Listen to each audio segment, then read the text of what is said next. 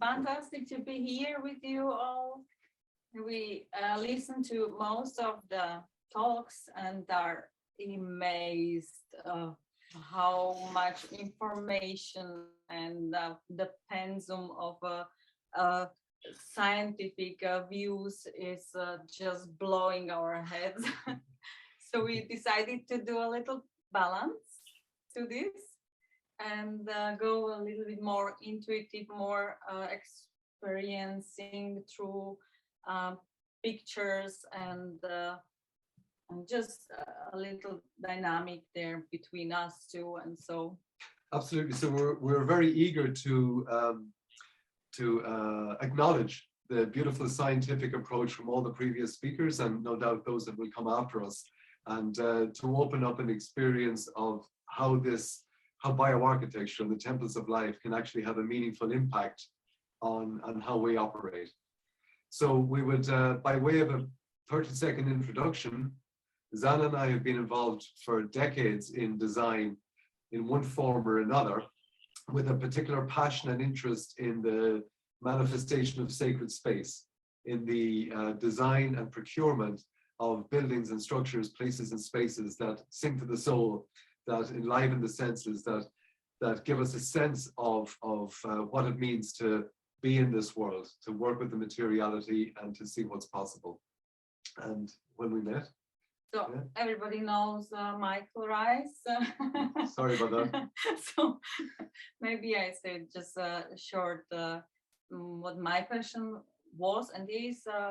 I love to create beautiful spaces and do some magic in alchemy of life.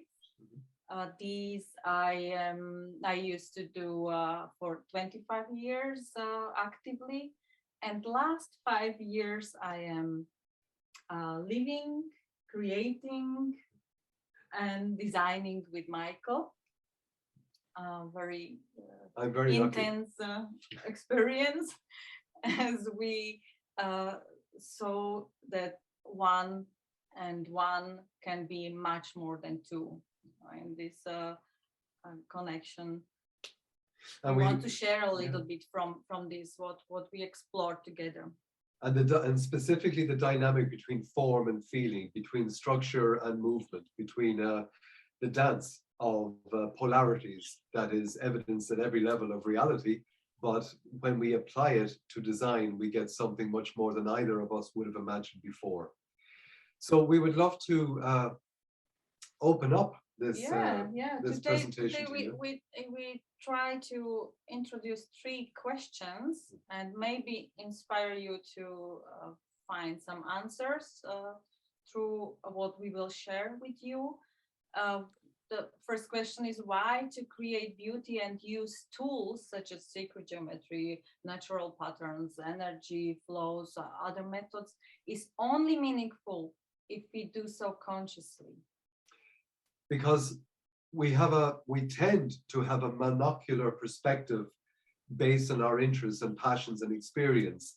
And rather than that tending to expand, it tends to actually focus even more.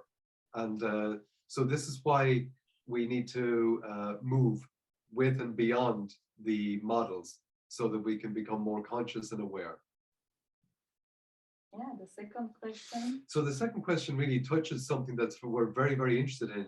And we're calling it star temples. But the question to you guys is, are star fortifications, as they are generally known, just defense structures designed by unknown, anonymous military architects?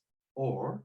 Yeah, because the history, as we will show later, is totally different, as we were said. Yeah.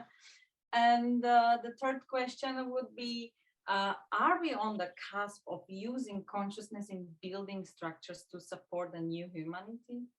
That's a little bit our heart theme, which we are connected more years with. So unless somebody is joining us on this collective call from another dimension, It's pretty obvious that we're in transitionary times, that we're in times of, some would consider it endgame, some would consider it a birthing process, but certainly what is the new humanity, what consciousness is going to apply, what structures are going to emerge from that. So are we on the cusp of that? That's a question that we ask ourselves every day.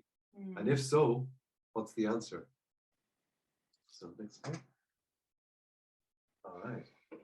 So when we looked at all these models and all these formulations and ways of imagining and considering things, we realized that what I personally had been somewhat considered specializing in was bioarchitecture. And we realized that bioarchitecture, wonderful as a tool, is only one of a fractal unfolding of tools and methods and models that are available to us. And so we wish to refer to it as holistic design, holism, and try to understand the all from the small, and work backwards to see what the context is, what's the richness that's on offer.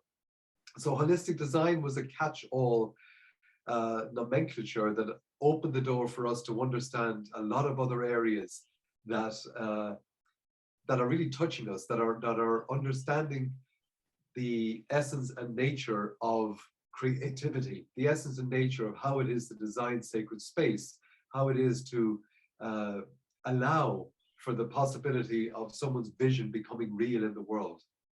And with all the experience we've had over the years, all the opportunities to engage directly with people and the land in the creation of space, we realized that calling it one particular thing can be useful as a language exchange, but ultimately can very, very much limit the holistic approach. So one of the aspects, I mean, this image alone is for a 4-day seminar minimum if you speak fast. So it's not for discussion or in-depth exploration now. But if you look to the bottom, there's a little playful little word down there, the unknown. And that's very much a categorization that opened when we met, and that opened as a missing, for me personally, a missing engagement with the process of universal creativity, the unknown. Yeah, we produced this bubble model because we were asked often what is it, holistic design, and what we mean. So we wanted just to simplify, but show also the fractality, how big it is, and it has no limit. And this aspect of no limit we included in this unknown, which is just a way to say that there is always openness to something bigger. Yeah. So all these methods we studied, both of us are skilled in all possible methods like feng shui, sacred geometry, biomimicry,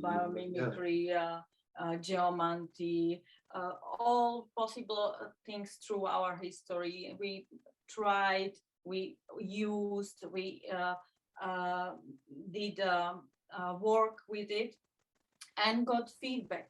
So real life feedback, and just to acknowledge on some point that these all methods are just the simplification of something much bigger.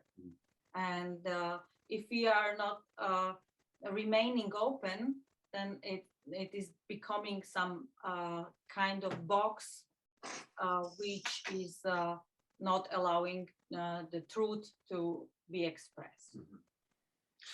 So we can certainly join the list of people who are passionate in your audience and on your panel about sacred geometry. And in this context, we will literally spend 15 seconds on this slide. I love the image of it. I love the essence of the principles of sacred geometry. Of course, we're talking about the shape, the form of nature, the fractality, the matryoshka effect, the Russian dolls, how the very small expresses in the very large, etc. Proportion, that's a beautiful subject all in itself, how we see one thing relative to another, relative to something else. And this dynamic is the essence of sacred design. And relationship, the relationship between openness and solidity between view and inward thinking, between something like literally the relationship between a roof and a floor. And then visual beauty. Beauty is such a big key that we will touch upon here, because far from being just a affectation of cultural styling or preference, beauty is a force. It's a tool of consciousness. Big factor. Mm-hmm. The self-organizing effect of which, you know, Dan and others would have inspired us over the years in this regard, how life electrically and energetically self-organizes itself into optimal function, beauty, expression, and so on. Harmonic growth, how patterns emerge naturally and take particular pathways. And then symbolizing in nature, how all around us, nature is shouting symbols at us, or whispering symbols, which are guiding our way, guiding our path, not just in the design process, but within every aspect of life. Logical sequencing, logical that goes beyond linear thinking, but logical in terms of systemic totality, effortlessly moving at the small level to express the next step of its required and necessary evolution. And then visual pattern resonance, literally being able to see the connectivity at a visual level between something outside, inside, between something yet to happen and something that just did, time and space dancing together. Mm. So, yeah, what is beauty? This is always the matter of definition. Many philosophers were trying to explore this. What is it? So we just wish to set the scene that if we speak about beauty, we are not speaking about some kind of aesthetics, some kind of opinion about if something is nice or not.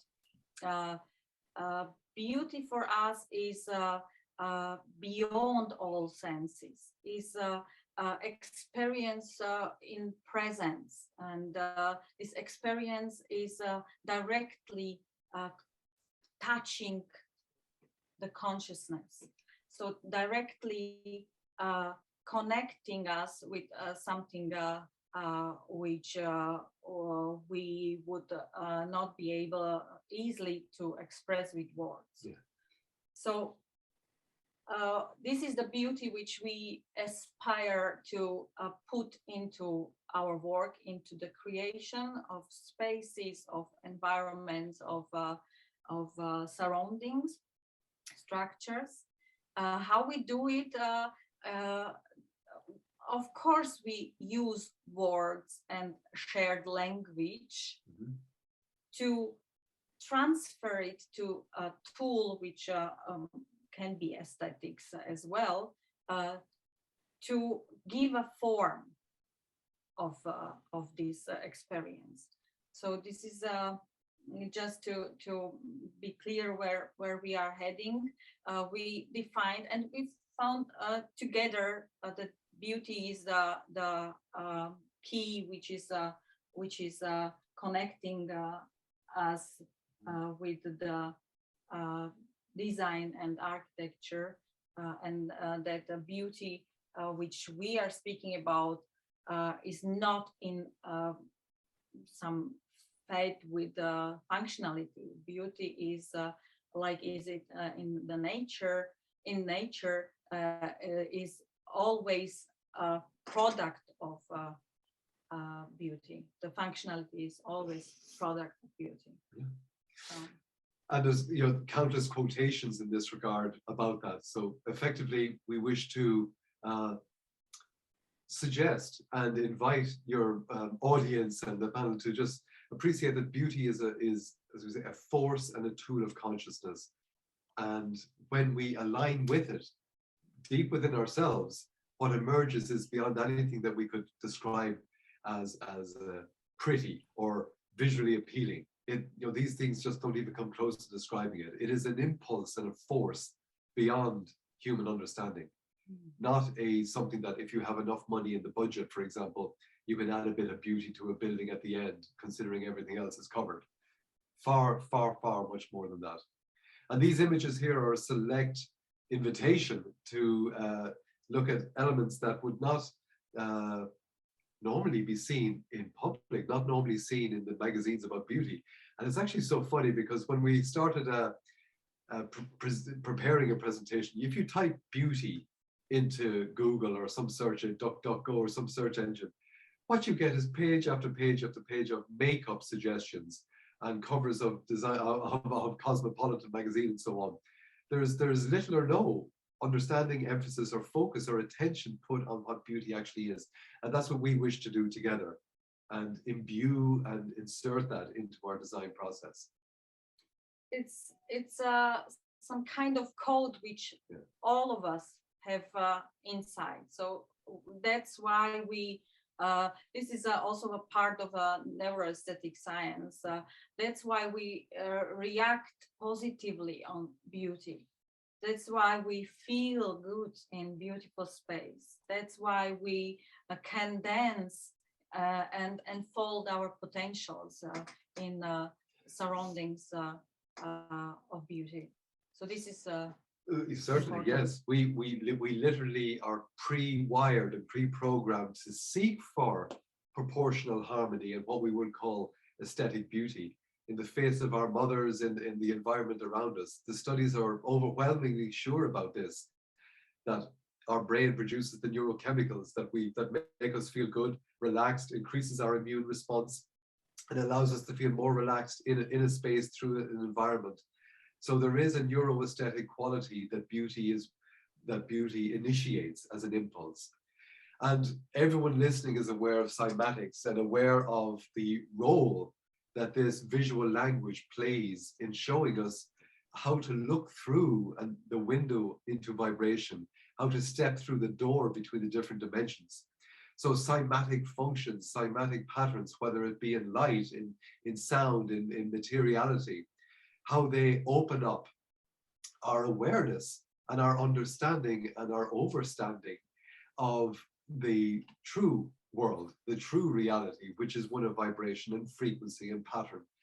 And when we begin to see that even things that we can't perceive at a sensory level, for example, a sound that is beyond the range of audible receptivity, we see a pattern responding to that signal in whatever medium, and it looks like it's magically alive, dancing to a tune we can't hear. And that's very important, especially when we consider the times we're in, because the expression, those who dance are imagined to be crazy by those who can't hear the music. So everyone listening and watching to this presentation and all the other ones, you guys are hearing and listening to music that most people can't hear yet. And this is the dance of the future. It's the harmony and symphony that's calling from our best possible future. And cymatics is a beautiful visual vehicle by and through which we can step into the world of form and feeling, of function. And doing it, press play. I do, yes. So guys, you'll have seen 1,000 versions of this already. And is it playing? This is my question. It is playing, wonderful. And so whenever we saw these, we get quite excited, a little bit like children, because every pattern here could be a building. Every pattern here could be a community layout. Every pattern here could be an idea that can be translated into a physical form. And it starts at the vibrational level, whether that vibration is a pure intention, a shareable thought, a vision brought in from realms that are hitherto inaccessible, whether it is a very good memory from the future, because of course cymatics present in the moment, but it's at a fundamental level, the information flow can be coming from any dimension, past, present, or future. So in this regard, and here we are, again, you can't help but drop and fall into this world of visual attraction. And when you see the synchronicity and the symbolism and the pattern recognition that all of our senses become enlivened to, when you see these shapes and forms and movements revealing themselves in flowers, in patterns of movement of butterflies, in dances of light as they reflect through rose glass windows in cathedrals, and so on and so forth. So from there, oops, can we get the next slide? Just return. Aha. All right. So touching again, into the realm of bioarchitecture, it's important for us to touch into this very important message for everyone, you know, that bioarchitecture is a beautiful catch-all phrase that can certainly be imagined to include many things. For us, it's a letter in the alphabet of holistic design. And in this regard, one of the beautiful attributes that arose in my own personal awareness after we met and started discussing and exploring together the dynamic that comes from our particular meeting and connectivity is that I got an opportunity to the best of my capacity, to look honestly at the history and the feedback that came from the architecture and the buildings and the structures that I have been blessed to be part of the manifestation of over 35 years. And I realized something, that no matter how beautiful and sacred and proportional and geometric and fractal a building was, the occupants and the users and the people that lived in and through and visited these spaces, they had an experience that was directly correlated with their level and state of consciousness in each and every moment. That might sound like a very obvious thing because that's life, that's everything. But in terms of this, I came to the conclusion, and fueled by our direct experience, that the space as a compilation of materiality, as a formation of, let's call it dead material, taken from the earth, machined and manipulated into different forms and put together, no matter how sacred, that is as at best a dance hall for consciousness. It is an environment within which consciousness can move, feel, dance, and design its own experience, its own reality. And to get focused on this particular point, there is one building that was very intimately connected. And it was very much designed and constructed with all of the full spread of bioarchitectural and sacred geometric focus, intent, awareness, skill, protocol, you name it. And it's not being used. It's not being utilized. It's not being inhabited. And if you were to visit it, it is as if there is nothing there, guys. You could go in there with, you could bring a dowser, a diviner, a geomancer in there with a blindfold. And if they were unaware that there was a building around them, they would measure only, let's call it the background radiation. The building in its form is effectively in a coma.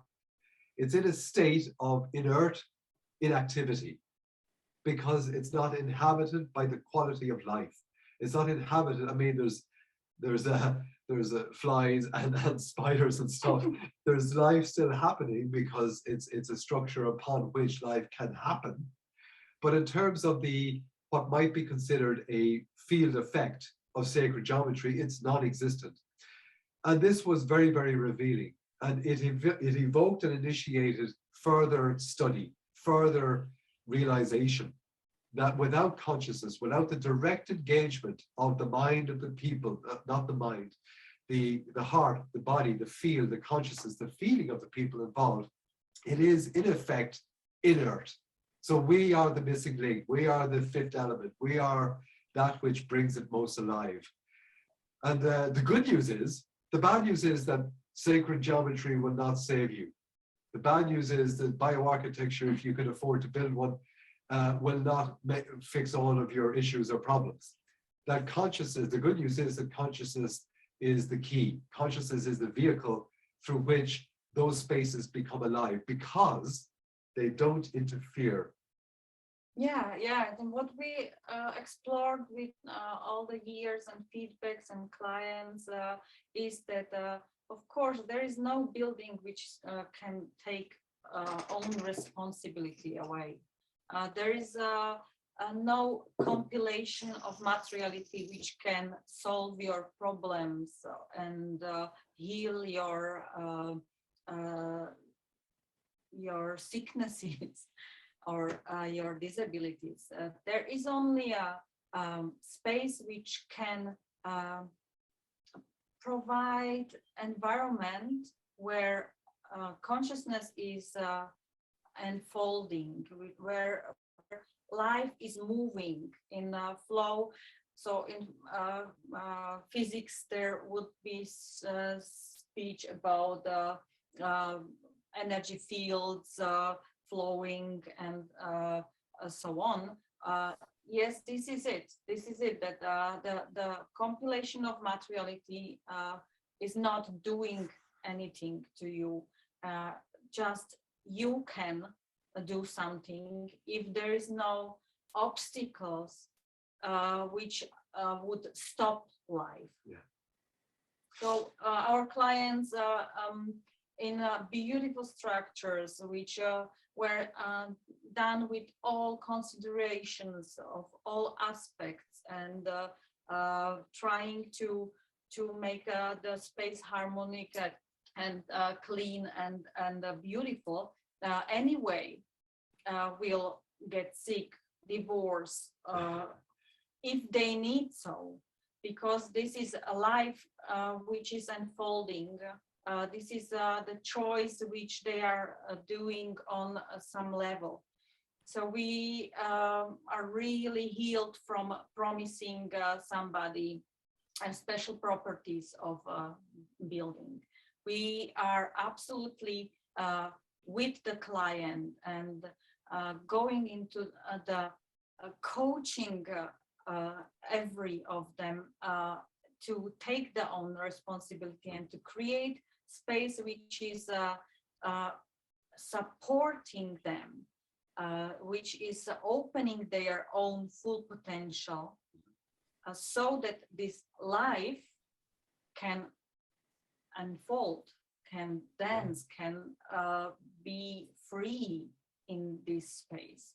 This is what the holistic design is providing. And we will use all the tools available to us, from our own connectivity with each other, with the land, with the client, with the vision, and utilize beauty and fractal harmony and proportionality in the creation of beauty, in the creation of a space that will enliven the senses visually, sensorially, and so on and so forth. So this is the essence of holistic design. And the following is a bunch of images. We danced a little bit of the resonance with nature, some of the buildings over the years. Many of you will have seen these images before, and literally how there's a resonance between the shape and the form and aspects and elements of nature. So there's a lot of playfulness here, and the playfulness does not belittle or diminish in any way the profound sacredness that can happen when we align at a fractal level with the symbols in nature, with the patterns in nature, because we see and feel them at every operational level. We are being connected with and being reached out to by many, many people who are now feeling the same calling to create. And would you like to introduce? Yeah, this is some trend which is very enjoyable for us to observe, that there is a movement where people are creating like a parallel society, places where they want to live in harmony with the environment, in sustainable ways, and helping each other, and everything what sounds like a little utopia, but it's real.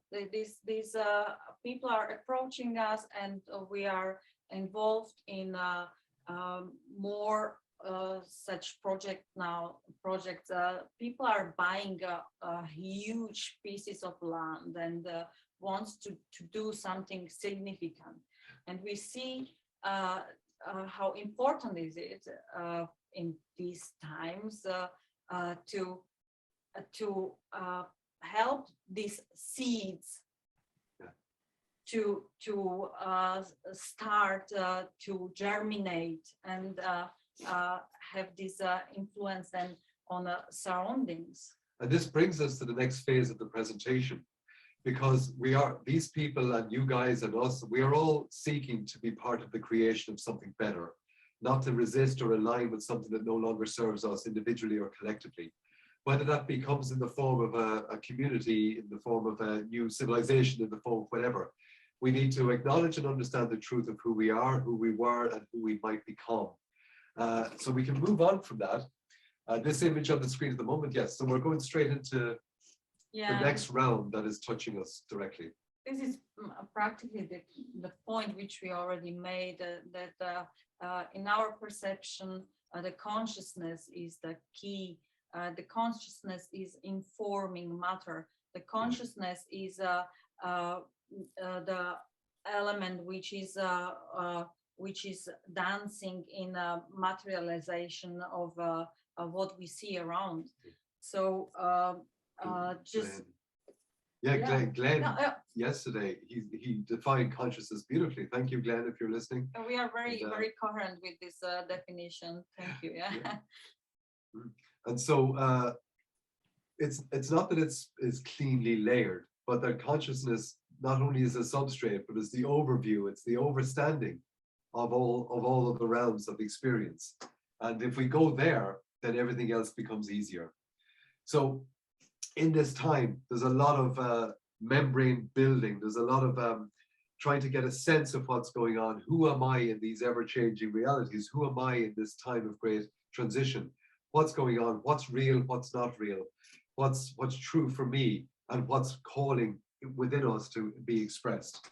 And so literally, when we begin to take a step of awareness out of the old parameters of limit, out of the old boundaries of thinking and believing, when we take a courageous, it is courageous, guys, to step outside what we know, what we've written, what we consider to be real, and literally reach out and touch the veil and see where it would take us. And quite literally, examine our belief systems, examine that which we have elevated with and from and through, and take a leap, take a jump, take a leap of faith into ourselves, into what's calling from the future. And it does require courage, because it requires us to stand on the edge of the abyss, stand on the edge of what we know to be real, or what we suspect was real, but now we're not so sure, and look into the light.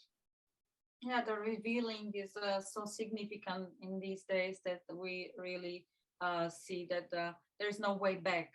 Yeah. We just need to decide in which direction we wish to go. And as we are growing with this decision, we start put more and more questions and want more clarity about what is going on. So in architecture, we started very early to ask a question: what is going on? How this gap between these beautiful, vast temples and complexes which we saw, and then the boxes which we are building currently. So how this gap is possible? Why we are assuming that we are evolving, that we have better understandings, better science, better technology, and on the other side we are just building crap. So. Building crap, yeah, very much so. And so that the disconnect between the quality, complexity, scope, scale, magnificence of every culture with this unbelievably rich structural heritage, and compare that to now. And the official narrative would have us believe that we're slowly evolving and moving towards a certain trajectory of more complexity, more sophistication, more cultural superiority. And we look back from these jaundiced, handicapped eyes, and we can't explain.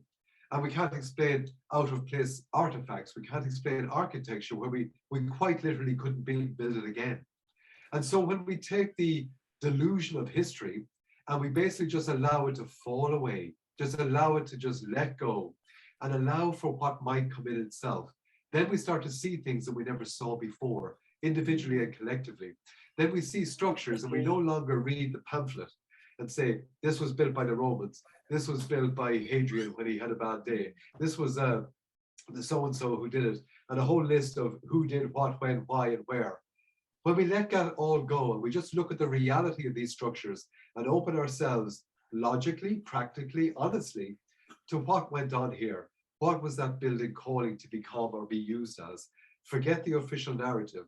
So this isn't throwing everything out. It's basically relaxing the narrative, courageously looking within and saying, what is this space calling right now to say? What history and memory does it still hold? But most importantly, not as some retrospective exploration, but as a necessary foundation for the creation of the best possible future. Because if we don't open up to what we knew in the past and what we understood to be consciousness in built form, then how can we consciously build the structures, the temples of the new humanity? How can we do that individually and collectively? So we began to dive deep without any presuppositions, without any storylines, and just look at what remains.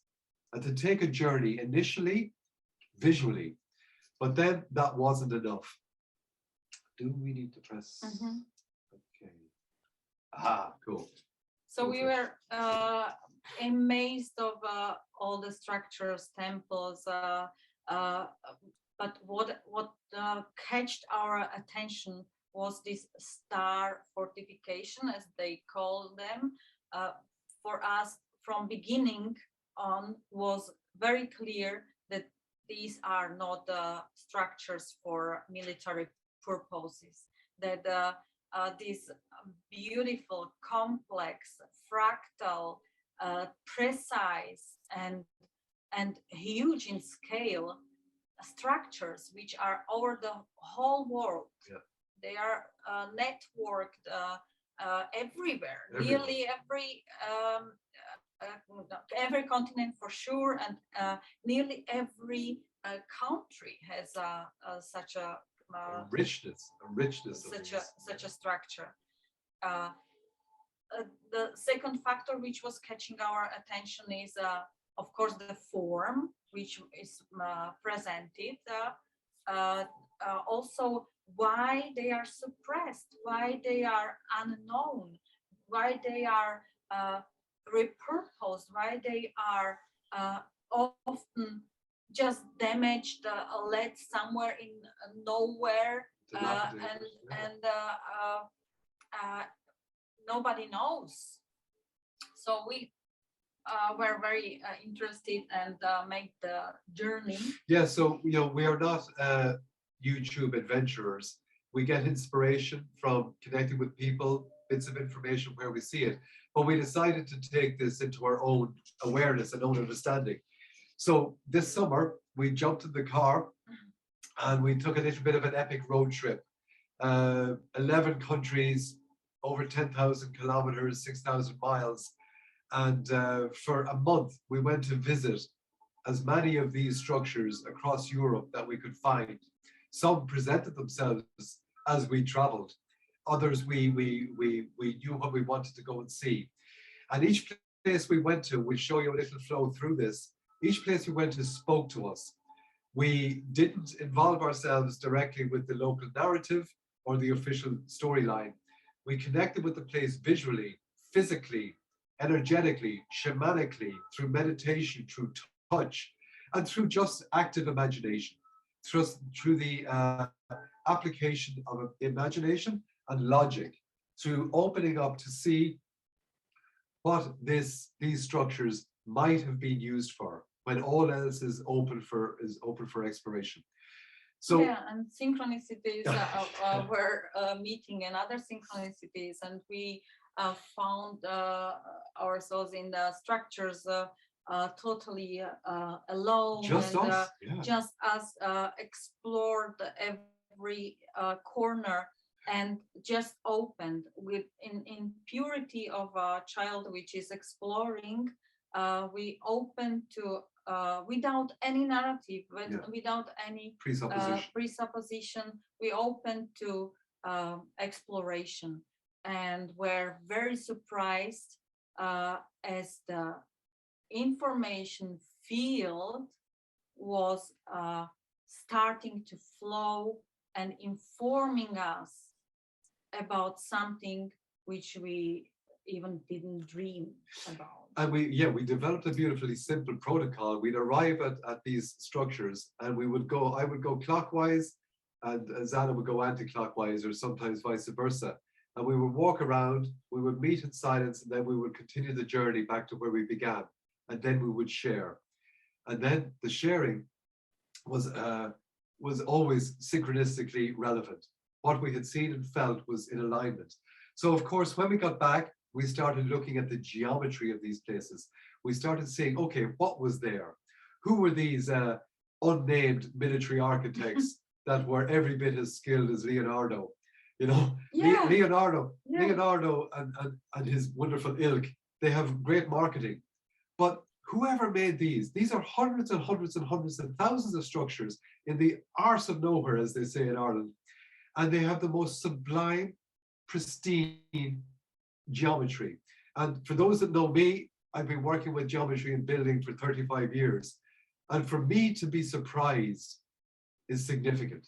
And for us then to feel the imprint of the memory still held, however tenuously, in these distorted, bashed up places, what it could mean. So without any forcing, we would start to look at what are the resonant harmonic patterns that these structures are embodying, what was called. And most importantly, it was very clear to see in situ what was built afterwards. It was clear that there was something there, and then something was repurposed. They put the little military castellations on top, and so humorously, in many of the structures, they had cannons basically facing each other, which is like something like a suicide pact, you know? Okay, guys, we got to get the timing right. If you blow up the same time we do, we're all dead. So, you know, everyone watch the clock. The narrative which we afterwards, after we just purely explored, we were like reading what is the narrative, and when we heard like these complex fractal walls and structures are meant to be for safety purposes, we were just amazed. If we would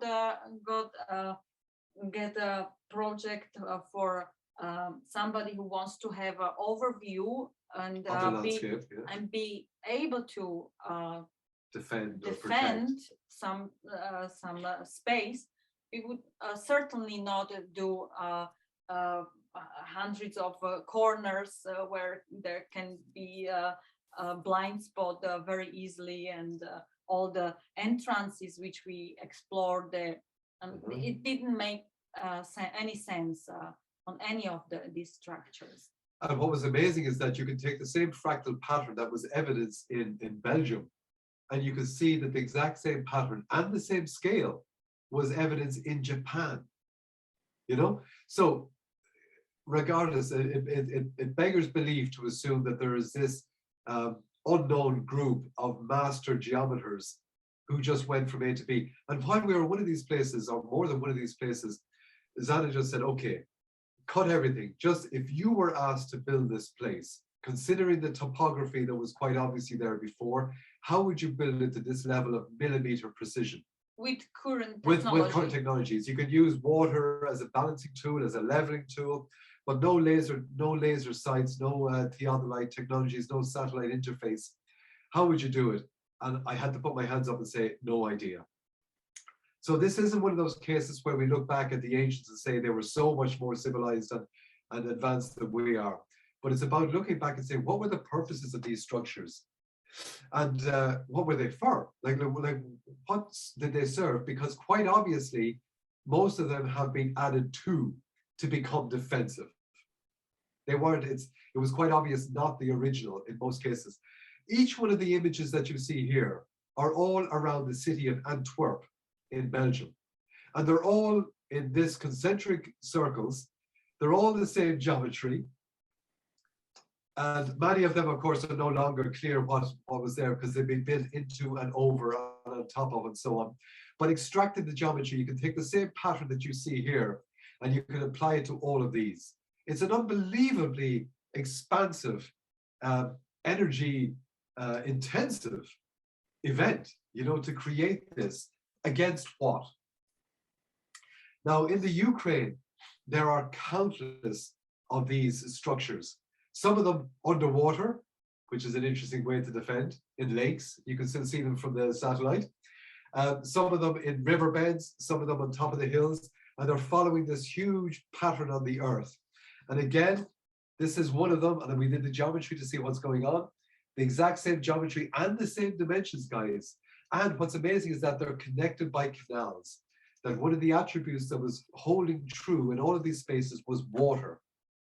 So, and also we got a very clear impression, as we suggested already in the video, which was running there with the cymatic pattern, that these structures have direct connection with sound. Yes. So practically they seem to be grown from the soil directly with sound. So there was in place a technology which we not even touch in these times, and this technology was helping the builders of these structures to build this beauty. So to see some of the maps are better as the real structure, because like all of them were on some point damaged through some catastrophe. Catastrophic. Yeah. So we saw some of them are still damaged, some, and you see that this was something huge, because the 5-meter thick walls were just smashed on some places. The size of a tennis court, like it wasn't just a few times that some. And some of them are repaired, but very poor way to repair them, like just partially, just the little part of the whole fractality was held in the reconstruction. So the maps are showing better the full complex view. So what we opened to and what we began to receive was information coming from various levels of our receptivity, that these were certainly, to our experience and our sense, they were embodying devices, technologies, that they were time and space portals, that they were for the accumulation and harvesting and purification and distribution of water. Yeah, so first of all, we saw commonalities in all this structure. The fact that they are over the whole world and have the same attributes, like all of them are built somewhere by water. So it's river, or it's a water source, or is it connected through some canal system, but always the water was in place. And also these structures are very solid, like huge walls, oversized. You cannot imagine that it would be a practical, even for defense narrative. So they are made vast sizes, and the materiality, scale of the materiality is for us very interesting, and all are in the same technique. So built the same way. Of course, there are some like after after this time of reconstruction, there were built also replicas. We saw also few which obviously are made later. Copies, basically. Copies. Then these machines are on the places which are, if we connect them, it looks like it's like some microchip, not macrochips, not microchips, macro. Like we would see the map of these structures and the connections in between them. So we explored it also on the satellite maps. There are huge connections in between. So this is actually a series of a few short images that we want to show you. This is near Kazakhstan. And the Google Earth here shows that what's a yellow line at the bottom is over a kilometer, 1.15 kilometers wide. And what you have is 4 lines of trees. And you might think, okay, that's interesting, but the trees go on. Now, guys, this blew us away because we saw evidence. Now, Roger, can you see, if we move the cursor, can you see the cursor on the screen when we share screen? No, I don't think so. Not to worry, I don't think so. It's okay. Yeah. But basically, on this image alone, you'll see that this linearity and this order has broken down because of something there. There's a river, a road going through it. Now look at this. This is running. Now you might think, okay, this is interesting. What look, this same harmony is going in this right angles, right angles, right angles, with no obvious reason to do so. And it maintains this distance. Now you might think, okay, a few kilometers, if it was 1 kilometer wide, okay, that's interesting. But this pattern, guys, this pattern goes on and on and on for over 1,000 kilometers in some cases. It's not just one line. So afterwards, you know, Roger, we can share this link with you in Google. And it's it maintains, now we measured it in maybe 100 places to be sure, as they say in Ireland. And everywhere it maintained what looked to be meter level accuracy. And except in the image on the right, there was evidence of where these entire, these strips were literally moved across the landscape by some flow of water, of mud, of earth, or some changes. And then it continued a few kilometers north or south of that. And these patterns were like these earth, and then they are connected with water canals with these structures. So like what anyone would look at this and say, okay, interesting. But we're looking at it and thinking, what could it be for? Why is this here? What are the trees communicating? They are like wires in a network, in the transistors and capacitors of these structures. And we go to this beautiful structure in Japan and elsewhere, this one in India, in the middle of nowhere, the center of which is a sacred well. And when we look at these and start imagining what could be there, we're touching on an ancient technology. We're touching on an ancient civilization that's not so ancient. We have a lot of people exploring that if we relax the historic narrative, everybody of your listeners will know that look how much history has been changed in the last 18 months to suit the narrative, you know? Yeah, now we don't have an immune system, guys, you know? Yeah, so literally everything is open for change. We look back at these historic evidences and clues of the past, and how can they directly inform what we do next? And this brings us to the temples of life. This brings us to the structures that we believe will be supporting the new humanity.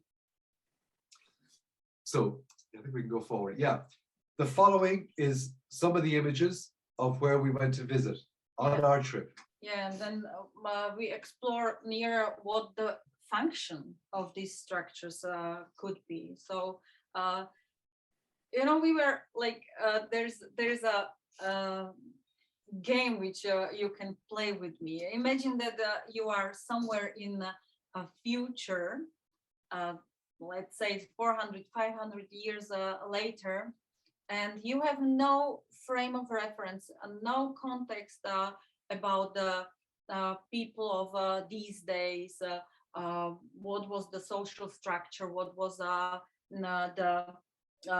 level of consciousness, what were people which build the buildings thinking, how they were living. So without this context, you would probably easily see theater, we call it a stage, as some a place of rituals and sacrifice. And we were laughing that you probably would in all the hotels and the wellnesses see this flower of life, because it's everywhere. Marketing symbol. You would probably in the future think that it's some deep meaning, deep shared symbolism on a religious base, and you would probably be excused if you look in the future on school buildings, if you think that it's some kind of prison. And no, in this case you would not be so far from truth, but we were thinking like this, that we are standing here on these structures and exploring how they build it, why they build it, and what is it, with no context of who they were. We just know that it's not built from a human of our kind. And as we open to this without any presupposition, we started to see how these places were garden-like. They were like oases of life. They were supporting all people around and inside. They were like incubators of abundance, of plants. They were we listened to the talk about the structured water. This is absolutely one of the main functions of these structures. They structured water. They were filling or they were fractally including the information of qualities in the water, and then distributing through this water these frequencies in surroundings. Yeah. So we found these channels and this distribution ways how this happened, and we're deeply inspired of these functionalities. So this oasis of life, which of course were safe place, but not at all meant for war or for defense. This was a later narrative. So this inspired us, guys, to re-energize and to really look at what does the new humanity wish to be living in and through and with. What structures will support that? And that's really where we are most excited.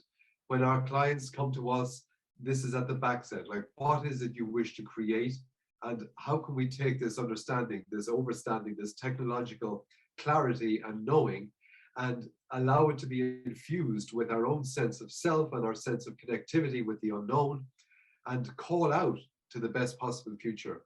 How can we templify the future? And temple is such a heavily loaded word, because usually it has some sort of religious or new age perspective or association or some historic one. This was a temple where they worshipped X, Y, and Z. This isn't about worship. This is about the essence and the qualities that the new humanity needs, individually and collectively, to fuel the best future. And so some of the temples that are coming through to us to be expressed in form. There are currently 13 of them.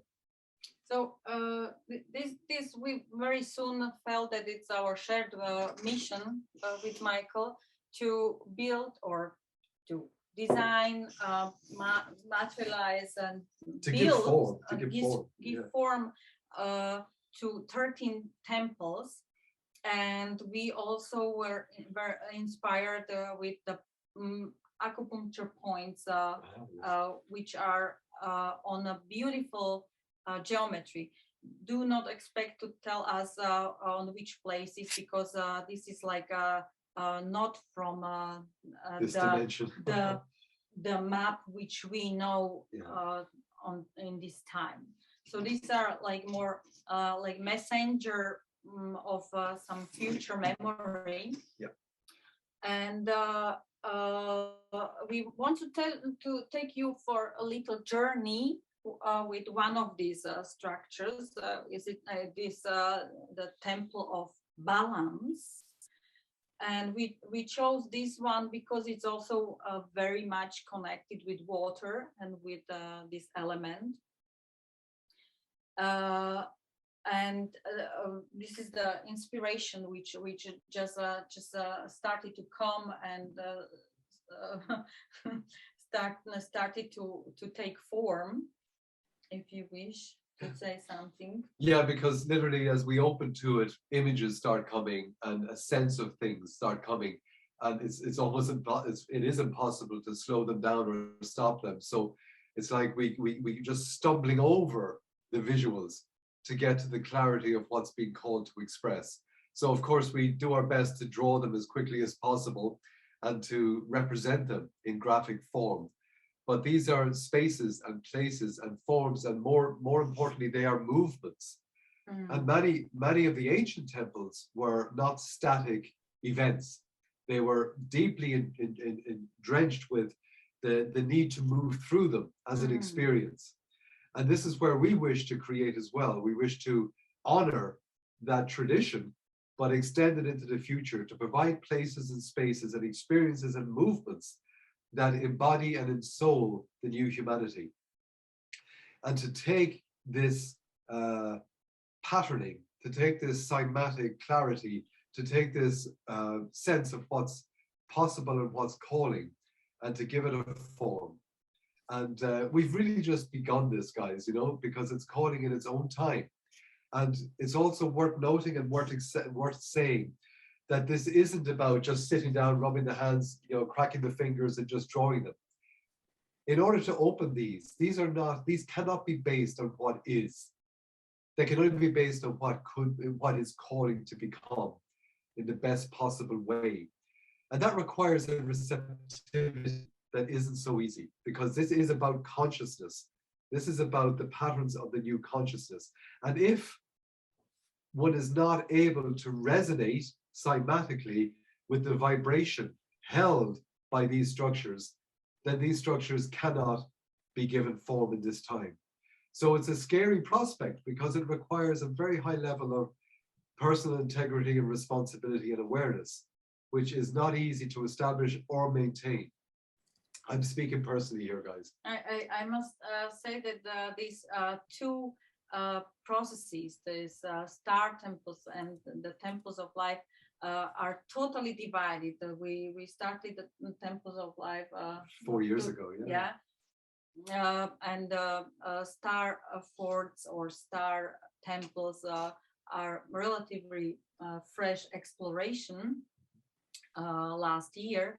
But yet we see so many commonalities in what the structures which are called star forts, but let's say star temples, were providing, like this support, this holding of frequencies in times in which humanity was having difficulties. There were cyclical resets in these times where human was not able to use inner technology, the technology of heart, the technology of consciousness.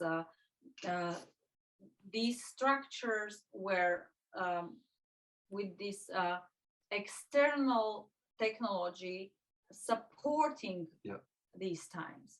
So, and this is a main commonality with the temples of life, which we aspire to be part of creation.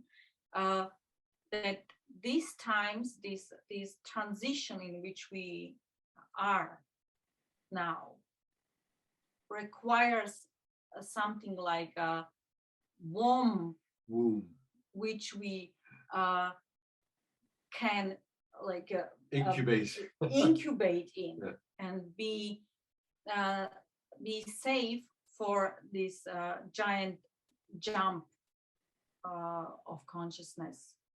So we believe, and we're continuing to open even more to understanding and overstanding of this subject, that when we started with the temples of life, the transition energy of this world at the moment was not so obvious. It may have been to some, but it wasn't so obvious at the visual experiential level for most people. And then when everything started to get to the point where people realized this is a big shift, guys, it's either an end game or a transition. It's a birth, it's a conception, it's a 9 months in utero stretched out, that the temples of life are serving, are and will serve the same purpose that these other structures served in supporting the transition of humanity to a new understanding of self and relationship with the planet. And so these structures are calling in their own time to be given form. And we're very honored to be part of this movement. That's it. That's it. Thank you, Michael. Thank you, Zana. Is this all a fiction or is some science behind it? We will leave it with you. And if it was interesting, and we invite you guys to find the scientific background, the physics of what we're speaking about. So it's open to exploration. Absolutely. So we've effectively taken a journey from the bioarchitecture, sacred geometry, the understanding of space and form and movement through the past and into the future. And we bring ourselves back here in service to you guys and the collective. And if there's any questions and if there is time to answer, we're happy. We got time for just some quick questions. Okay. Hi, Michael. Hi, Zana. Hi. Beautiful. Good to see you again. Beautiful presentation, literally. Your designs and geometrics always evoke an emotional response over the years with me, and still enjoy your work as much as ever. I have a question for you. I'm down in Port Escondido. I'm pretty far along on my design. I'm happy with my design for the beach villa. In some of the talks over yesterday and today, I'm working within the resources available here, both personnel and materials. And the intention of my design is to create health and the frequency resulting from the geometry. But the typical structure here is steel reinforced columns and steel reinforced, the roof systems are all steel reinforced. And I'm wrestling now with, am I defeating my intention of healing environment and getting the frequencies resulting from using the geometry? Am I defeating that purpose in having this much steel in the structure? Quick answer there. I'm conscious of time. I'm reminded of the story of the missionary that went to the native village in South America, and he started telling them all about Jesus and saying that, if you don't accept Jesus into your heart, you will go to hell. And one of the boys in the village put his hand up and said, listen, before you came, would we have still gone to hell even though we didn't know about Jesus? And the priest said, well, actually, no. And then the kid put his hand up again and said, so why did you tell us? So, and again, another little story is that there was one project many years ago. It was a healing clinic for people with cancer in Ireland. And it was built in the geometry of DNA. The client was delighted and happy, but the site was a small triangular site that was defined by a busy road, a railway, and an overhead power cable. That was the site. And the building itself was made from metal frame. I had no decision-making in that at all. It was the builder and the engineer. Point being that for 15 or 20 years until, well, I haven't spoken to them recently, but in all of that time, the rates of healing and happiness that were evident in that building were off the scale compared to any other equivalent space with the same use or purpose. That the people were coming in there, the staff were coming in at the weekend and not be paid because they preferred to be in this structure. So there was something about the place and the purpose and the people and the intention that far, far, far exceeded any possible bioelectrical effect of a steel frame building. So it doesn't mean that, that you cannot measure a detrimental effect on seeds if you place it in a metal box, for example, etc., etc. But I would, and we would, I know Zana would as well, we would be suggesting very clearly that your state of consciousness is the king, is sovereign. You decide what experience you're going to have there in the place. You decide what energy you wish to emanate, experience, share in that structure. Accept that, not accept, but accept that that is your choices right now. The materiality is set because of building code and earthquakes and 10 other factors. And just go with it and fill the house with your love, fill the house with your attention, fill the house with your desire to spend many long years looking out at the sea, your family, and happy with what you created in this wonderful world. It is very similar like with bacteria and viruses. They are everywhere, but why some people get sick, some not? So you are going to the same room and there's 20 people and 2 of them will get sick and 8 no. So this is the choice. So the viruses and bacteria are not practically attacking you. They are just helping you to live your decision. So if somebody would decide sometimes unconsciously to go through some heavy experience, then the metal building would support that journey. Yeah. But another 8 people would be in the same building, absolutely happy. Yeah, and imagine someone coming to visit you, and hopefully we can be there when it's done. Imagine somebody coming to visit you, Greg, and we open the door and you say, look, there's the view, there's the sea. They're not going to look around and say, I don't know, guys, I don't know, Greg, I'm not sure we can stay here. I feel a bit of metal in the roof. You know? It's going to be, put the kettle on, we're so happy to be here. That's the energy and essence of this. You know, where you place your attention, energy flows, blah, blah, blah. And you got it, well, man. You know this. And Greg, one would imagine, I mean, sure, for practical reasons, you're going to have to be using some metal framework. Most of the time that happens. But with your knowledge of how important natural materials are and plants, and you can just really complement that metal by everywhere else using a lot of, you know, organic matter and plant life and natural life force and light and water, and you can easily compensate for that big time. Yeah, negative ions are your friends. Yeah. So minimize the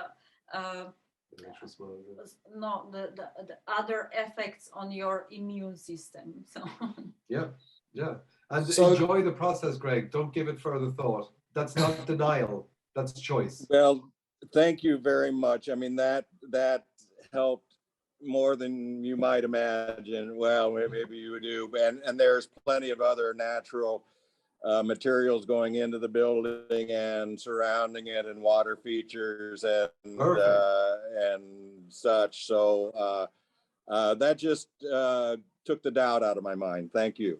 Good. And just take extra care with our bedroom, okay? Okay, guys. There will be guest facilities available. Zana and Michael, thank you very much for an incredible presentation.